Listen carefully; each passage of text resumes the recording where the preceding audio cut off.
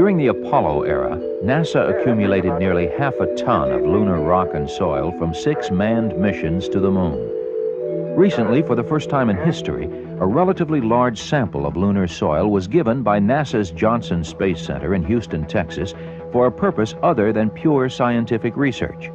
The lunar soil was released to test its properties in making concrete as a possible future building material for a lunar base.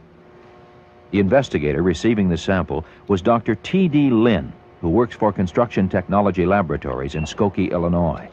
From the 40-gram sample, Dr. Lin plans to make one 1-inch square cube and 3 mini-tablets roughly the size of sticks of chewing gum.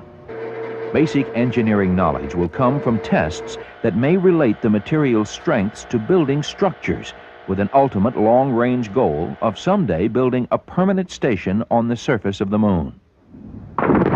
Here on Earth, concrete is the backbone of our construction industry. The concrete used in pouring the foundations for this house had its beginnings in a quarry where many key ingredients are mined.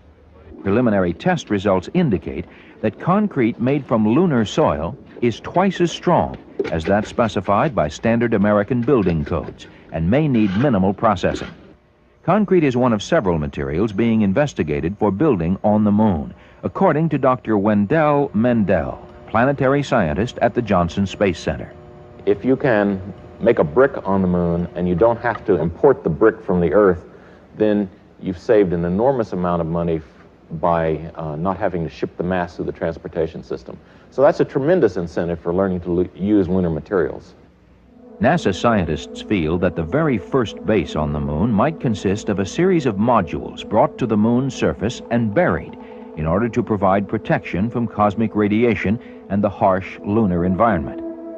After the base camp, there would be an evolving complex, depending very much upon lunar resources for building materials.